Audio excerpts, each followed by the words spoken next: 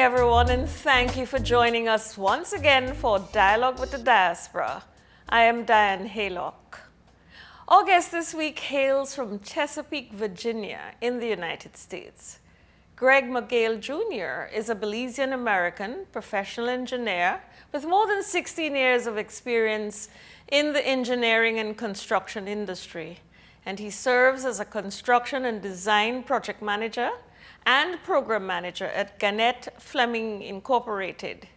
Greg oversees construction and provides project management on various industrial infrastructure projects, from facilities to gravity and transmission mains, pump station, bridges, roadways, and treatment plants. Among his many professional accomplishments, Greg was recognized by Engineering News Record Mid-Atlantic as a top young professional under the age of 40. Welcome to Dialogue with the Diaspora, Gregory. It is really my pleasure to have you here with us this evening. Hi, good evening, Ms. Diane, and thank you very much for having me as a host. That was a really good introduction. I really appreciate that. It was a pleasure, once I got contacted by Colorblind to be a part of the interview and the talk with the diaspora. Hopefully I can provide some input and help, our fellow Belizeans to navigate through a different world. Exactly. Yeah, it's important for us on this show. We want to make sure that we connect with our Belizeans who have had to move from Belize, live abroad, but at the same time, they're still Belizeans, and they too, we believe, want to stay connected with Belize. So that is one of the reasons why we do this dialogue. So as I said before, it's really a pleasure to have you here.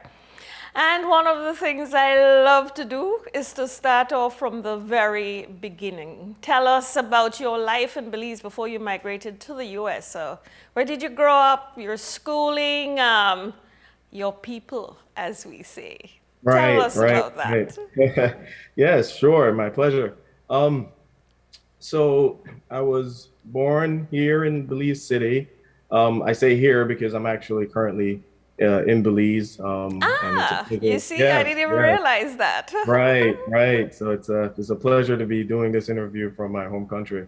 But I was started out school in Grace Primary under the leadership of Miss Gloria Edwards. I have to.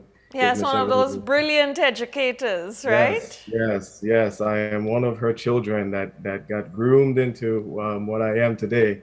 So my mother and father are still here in Belize. I'm junior, so my dad is Gregory Moguel Sr., and my mom is Sheila Moguel.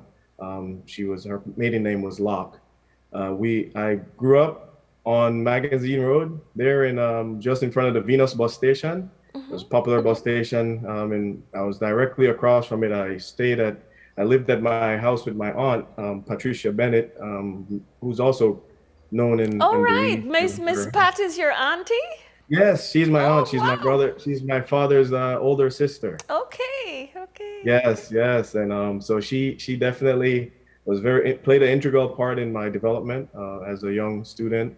I stayed very active in the Festival of Arts when I was in primary school, under the leadership of Miss Edwards. Of course, everyone knows she was into art. So yeah, that was one of the good things about Grace Primary, that it was one of the few schools actually that saw the arts as being important to our children's development. And in the Festival of Arts days, they always topped a lot of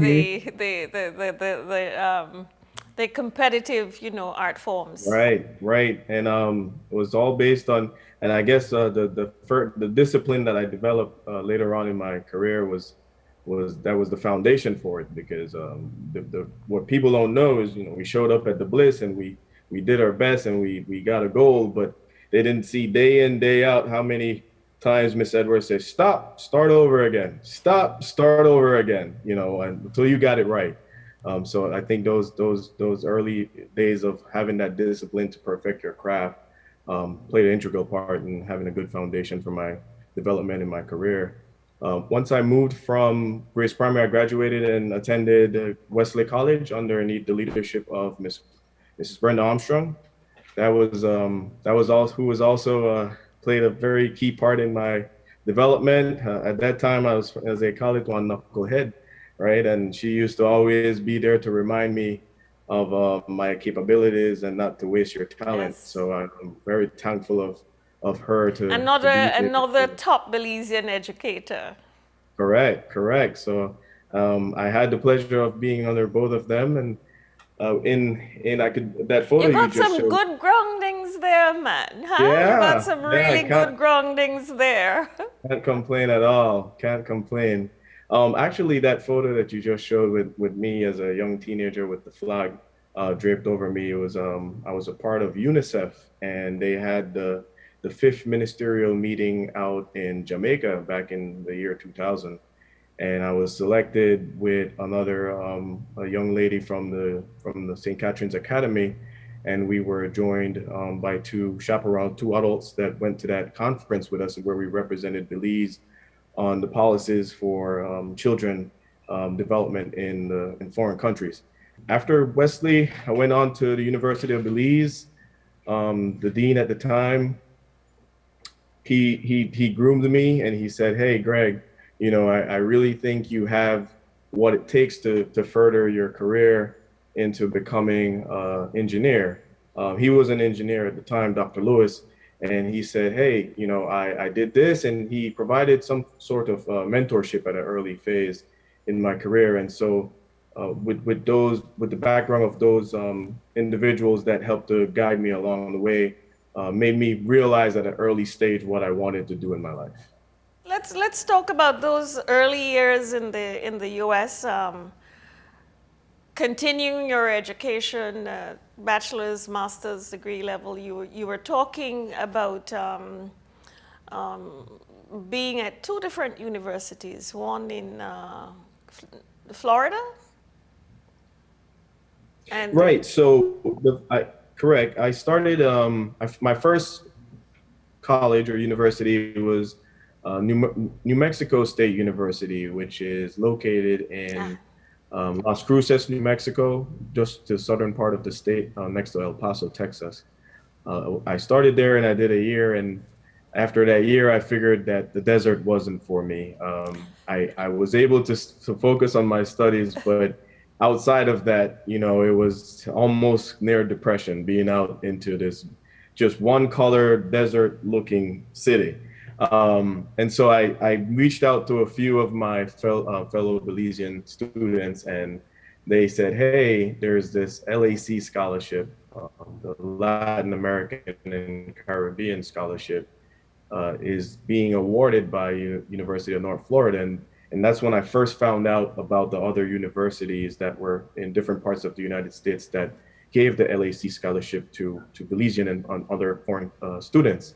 And so I do stress that point because for Belizeans who are out there considering migrating to the United States to study, they should look into these type of resources and type of financial aid, such as the LAC scholarship. I want to say that scholarship is still ongoing at the University of North Florida and the University of South Florida.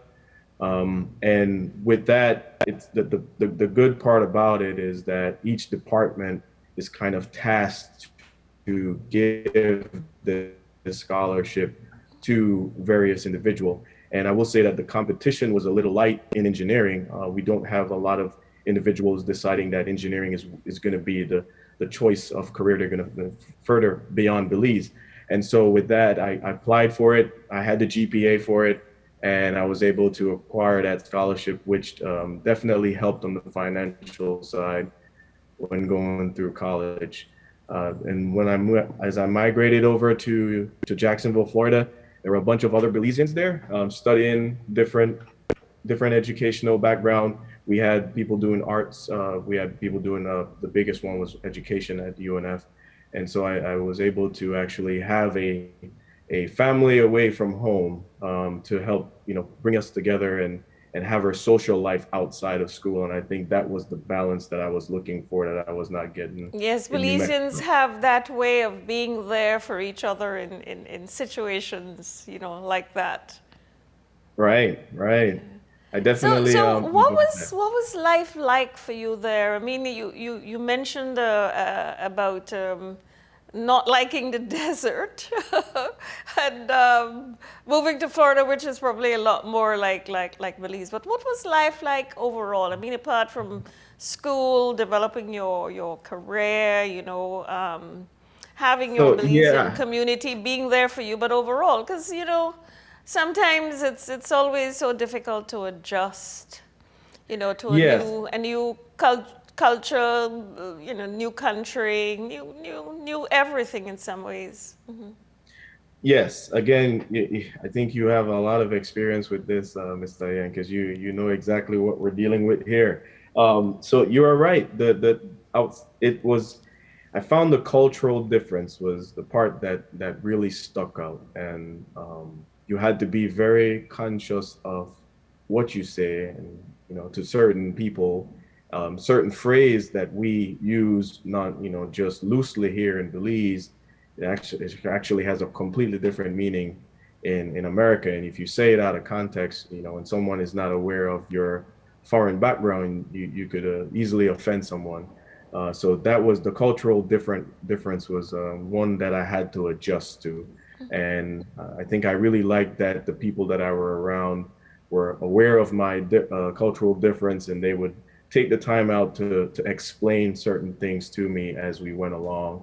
The other part that's really difficult that I think you may come across a lot in these dialogues is that America is all based on a credit system, right? And when you're young, fresh from Belize, you have zero credit, right? And it's hard to get lenders to look at you, to give you a loan to get into the different things that you need to get into. So it's almost, America almost forces you to borrow, right? The credit, and if you misuse that credit, it could be very painful for you down the road. So it was understanding what the credit system was, and then asking the questions and doing the research on how to build good credit. So I think before you can really achieve anything, so like a car loan, or sometimes you want to open a credit card so you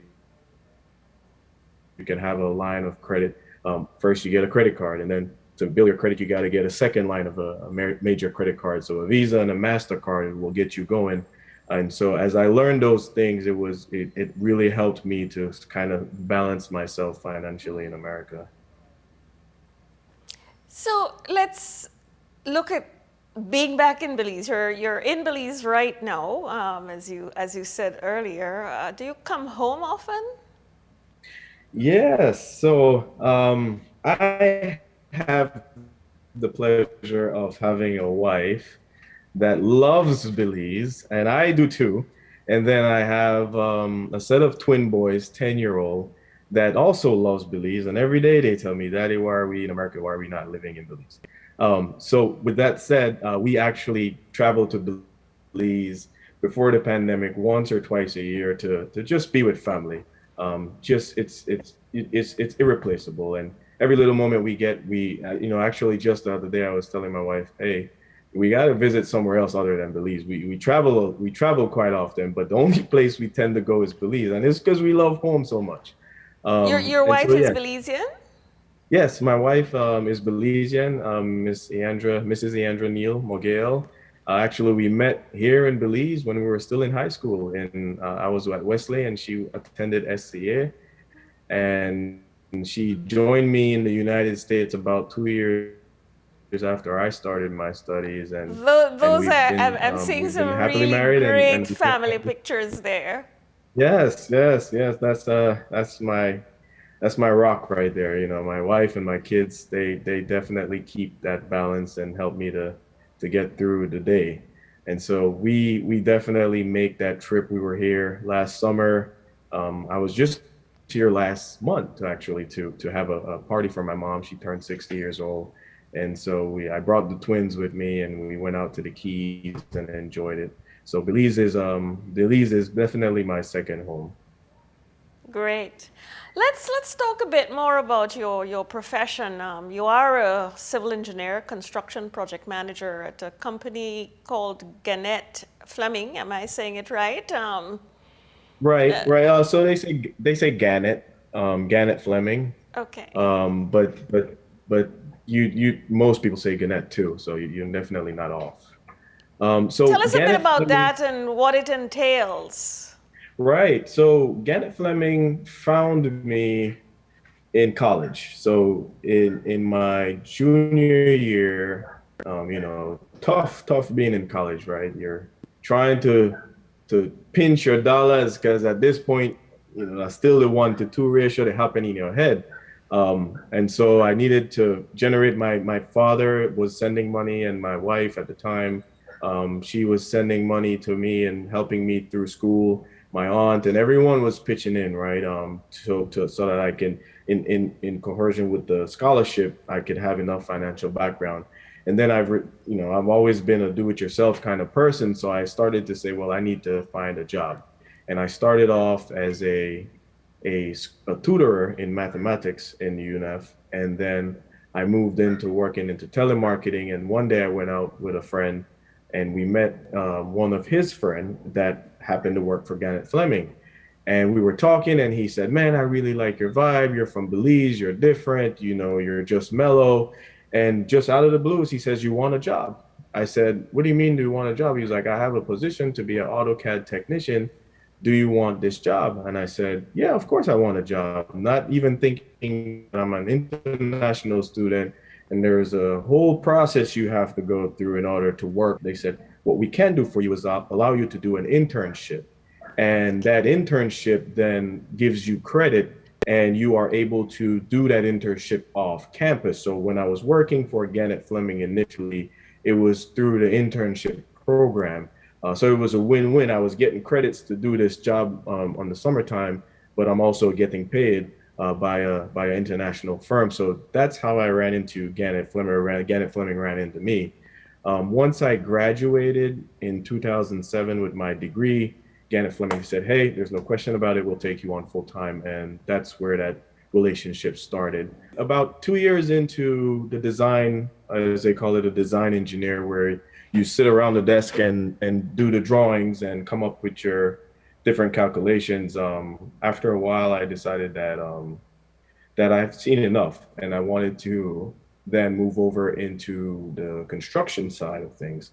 I wanted to see the big picture, right, on how things get constructed, because my love for construction started in Belize, where I used to do summer jobs under the guidance of my uncle, Mr. Leslie Rogers, had a small construction company. He built single family houses.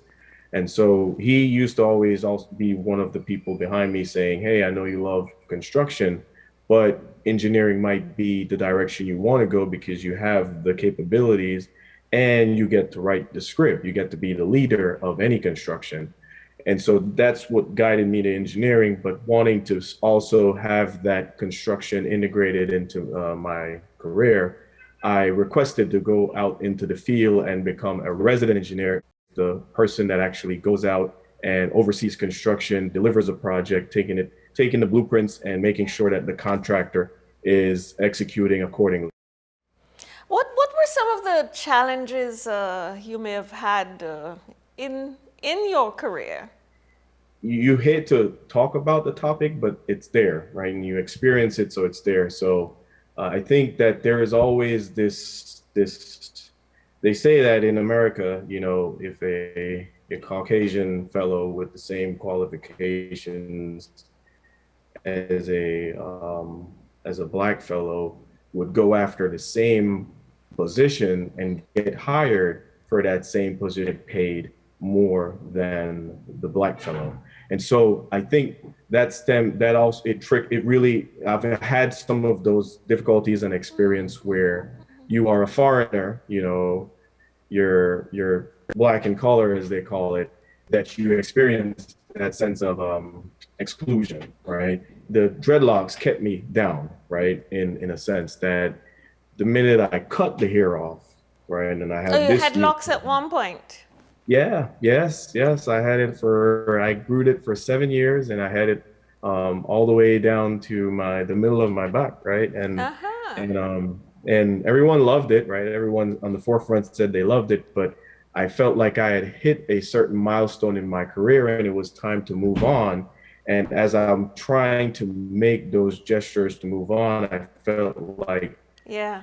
it was keeping me from getting back into the corporate look, right? The corporate America, nicely behind a desk and being a Corporate project America wasn't manager. ready for locks. And right, I don't think they were, and it's still something that's very few and far in between in engineering, right?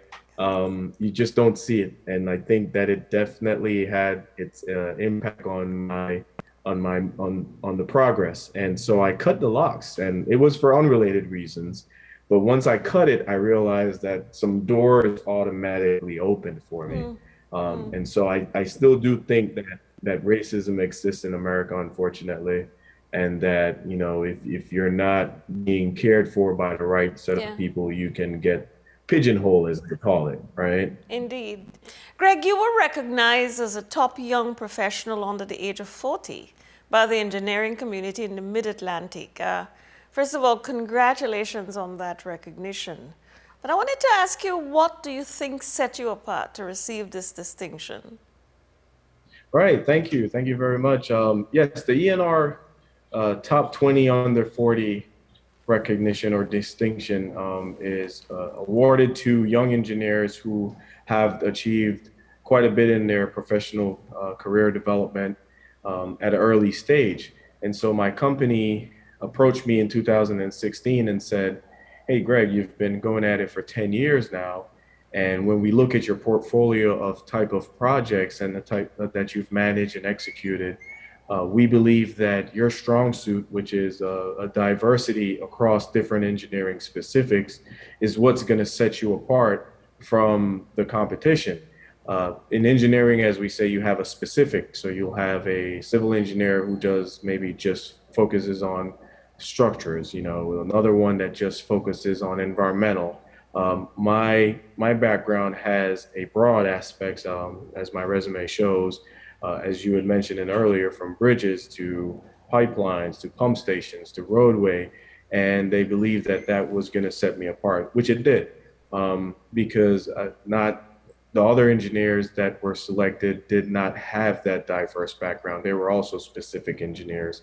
The second part that came into it was that they were looking for engineers who are not only doing great in their career, but on the social platform, they're giving back and helping out with their communities. And I also fit that description because my wife and we are big on helping out different community members and helping out the kids. We focus on kids development, kids from different areas, difficult areas. We try to help them out in making them achieve future goals.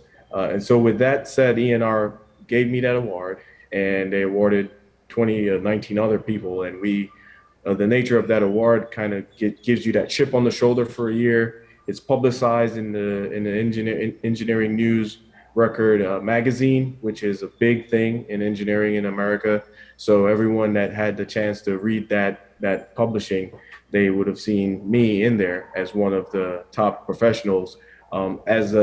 As an add-on to that, my company actually purchased a whole page of that magazine for that publication that featured and highlight just me alone. So you had the part where it was me and the other 19, and then here's this nice big picture of Greg Moguel smiling, saying, he has done all of this within our company. So I think that was probably one of the biggest moments in my career. Wow. I want you to hold that thought for a second there, Greg. We need to take a short break, but we'll be right back with you.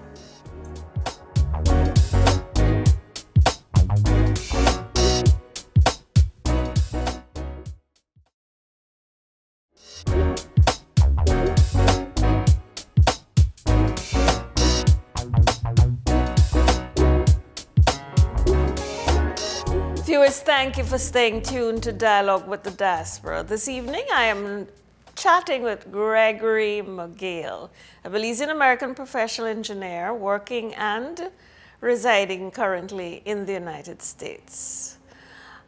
Greg, we were talking a bit about your award before we took a break. But I want to switch gear a bit and talk about the area that you're in, engineering. It seems to be an area that there is, if you will, underrepresentation of minorities in that particular field in the U.S. In fact, when you were talking earlier about your scholarship, you thought that maybe it may have been less competitive because, first of all, there aren't a whole lot of people who are actually out there trying to get into that field. And I thought perhaps you might want to talk about that, share that bit with us, because naturally there are so many other people that have similar challenges. Basically, to get young people, first of all, to pursue studies in science, math, that whole field, Right. Yes. Yes, it is one. Not many Belizeans are trying to further their career in engineering, and the second part is also true in that when you're in America, you'll find that in engineering, they have to highlight what they call the minority because it's a thing, it's a real thing that there's not that many blacks, not that many foreigners that are getting into the industry or are getting let into the industry. It is still predominantly Caucasian, and so they create these different types of programs that could help set minorities apart. So in engineering, there's this distinction that companies try to afford, which is called the DBEs, right? The Disadvantaged Business Enterprise. And the federal government tries to keep those companies afloat by forcing big companies such as Gannett Fleming to award at least 10 to 20% of the work to the minorities. And so that is one of the programs that I know people who actually are foreigners or women actually are considered a minority in the engineering industry. So women-owned businesses, Black-owned businesses, foreign-owned businesses. They are given these mediums that they can use to achieve more out of their career.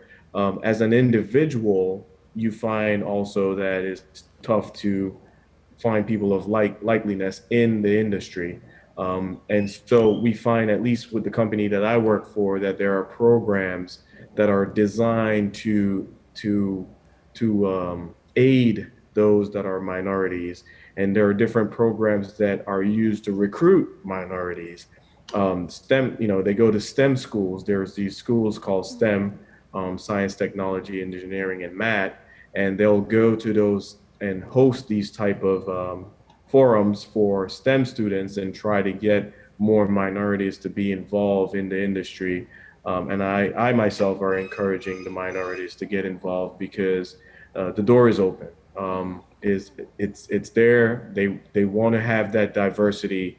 Companies want to move away from being just, at least in engineering, move away from being just, white engineer men.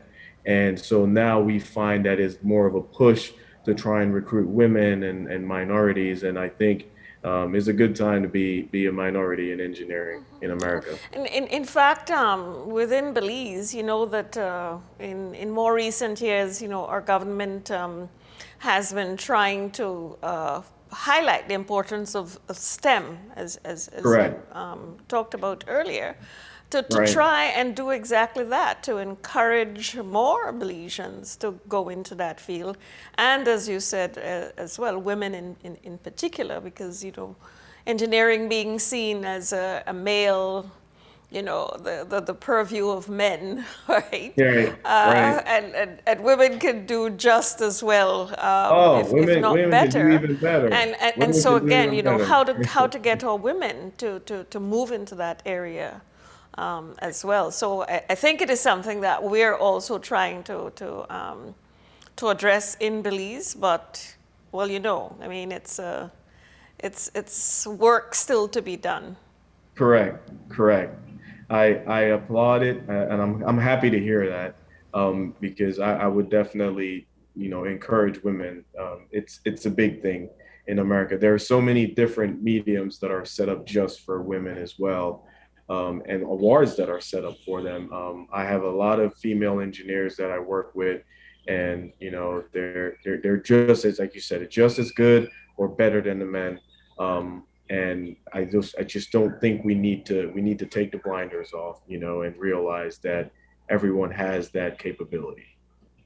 Do you have any professional ties with Belize in your Y- area?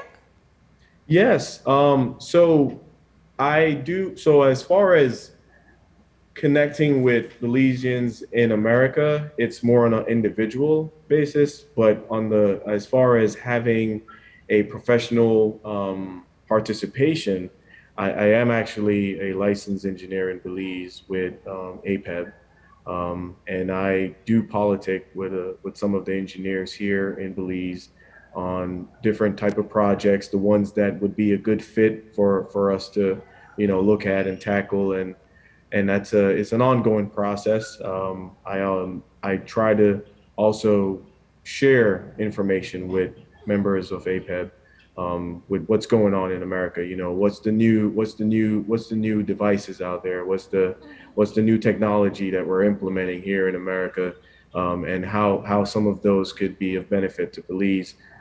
So I like that I have many other Belizeans that are in engineering in America that we keep connection individually. And at some point, I would hope we could form some type of a committee in the future where, the students that are seeking that guidance on how to transition from Belize into America, they could reach out to that, American-based engineering community to get some guidance. And so I've been working with a few other engineers there in Florida and across over in the Western coast on how to pull together something of the sort. That is good. That is good. Do you have any advice for engineering students out there who may wish to explore some of these opportunities outside of Belize? You Yes, talked yes. earlier, for instance, about the scholarship opportunities, the Latin American and Caribbean scholarship opportunities in the Florida area, for instance. Correct, correct. Yes, I actually do, a ton, but I'll probably just highlight a few. In that when you're making up your mind to transition and you want to go further your studies, it's a big deal, and GPA is a big thing.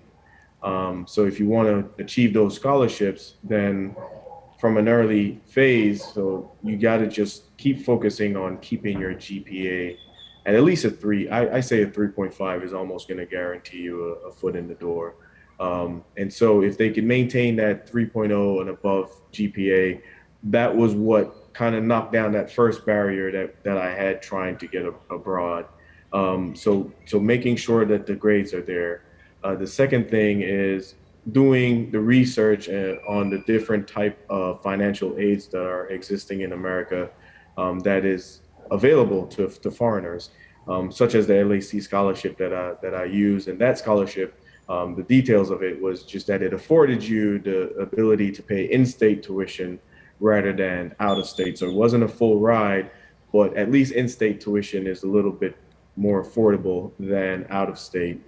So definitely, the GPA, finding the resources, and trying to connect with a few Belizeans that are either there already or have done it already. They could definitely give you some information that can make you tie the last little piece together that you just couldn't figure out, and someone might just say something in that conversation that could help you to solve your puzzle.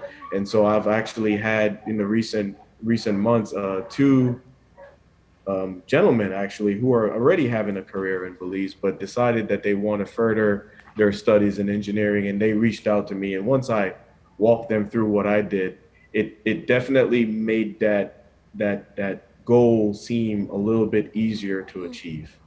So maybe through the association that you're a member of here, maybe the association itself could actually do some deliberate outreach towards students who are studying engineering or have Correct. the potential to move into that area. You know, reach out to them and talk Correct. with them about this. You know, give them that kind of encouragement. Correct. Correct. Yes. Yes, I think so. And actually, yeah, we're actually brainstorming here in this interview. I think that's actually a good idea that they may be able to do a little bit of awareness, and then connect with us who are here in America and how to provide those type of information. It's just I'm telling information is key. If without Indeed. it, you can't move forward. Right. Do you have some final words that you'd like to leave with us this evening? Um, yeah, so I guess I didn't find a good point in my interview to kind of throw this in there. It should have probably been back on the topic of difficult times. It is Autism Awareness Month. I'm wearing my Yes. Autism Awareness Excellent. shirt. Excellent. That Excellent. is Yes. this shirt that I'm wearing. I'm wearing it in because I have children that have been diagnosed with high functional autism, Yes. and and so they're on the spectrum, but definitely progressing in the right direction. And I think one of the things that is kind of a facade to Belizeans back home is as long as you're in America, oh, you have it all, right? All the resources are there, and there's no problem. It's cakewalk. And that's not really true in the sense that, yes, the resources are there. There are medical institutions, there are specific doctors that work with these type of kids, the ones that are studying and doing research on trying to find a remedy on how to, as they say, normalize them. But if you do not know where those resources are, you can fall through the cracks. And so when we were faced with that challenge, my wife and I, we again had to do a research on what type of services are there, how to get those services, and how to actually have a voice while you're trying to get it, because you are just another number in a sense. When you show up, you will feel like it's just your problem. Like this is the biggest problem in the world, and everyone should be aware of it. When to the people at the institution, you're another case. And so until you actually open your mouth and say, "Hey, I need you to focus on my child. I need you to tell me what you can do for us and how we go about finding the ways to implement those programs for your children." It definitely is again one of those cases where information is key. And so doing research with Google now is so easy for this generation to just Google things. And I think anything that you want to learn more about in America, you just Google it, right? And you should at least have a starting point on how to go about finding the resources that you need to solve your own problems.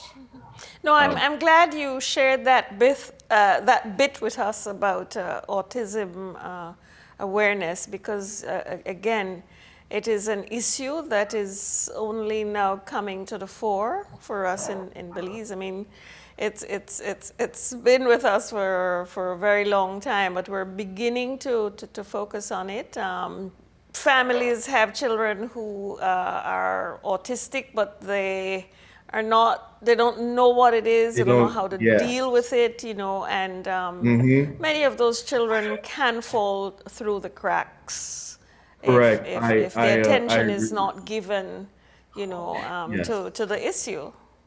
Right. And even my wife now, she, because of what we've been taught, right? So it's always a learning process. As you get into it, you learn more about things that are there that could be easily overlooked. And now that we're having more awareness, we are running into kids whose parents aren't even thinking, I hate to say like this, oh, the picnic just rude, right? Or, oh, the picnic just busy. Oh, always busy all the time. No, no, no, no.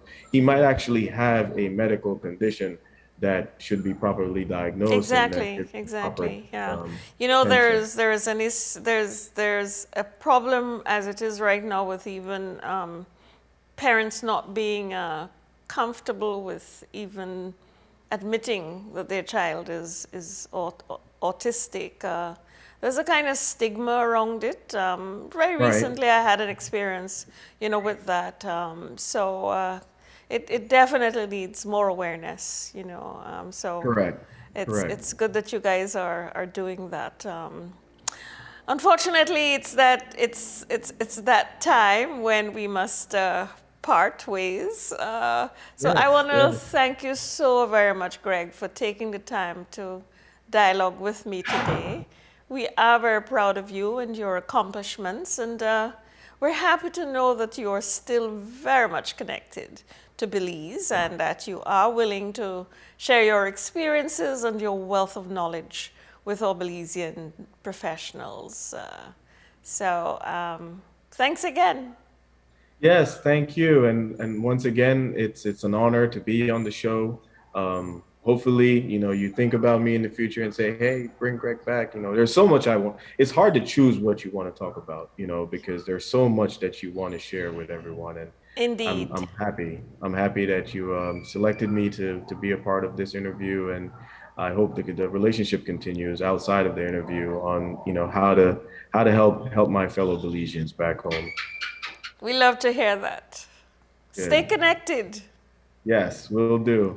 Thank you again and have a good night.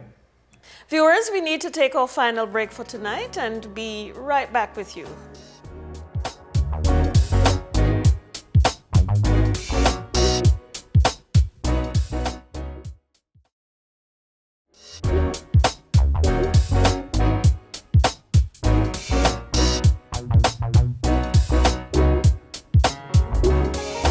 Viewers, as we have repeated many times on this show, we continue to be impressed and inspired by the many Belizeans all over the world who are making their contributions to the development of our people and our country.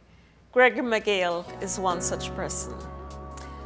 That's a wrap for now, but we will be back again next Thursday at 7 p.m. right here on CBTV and on Colorblind's Facebook page.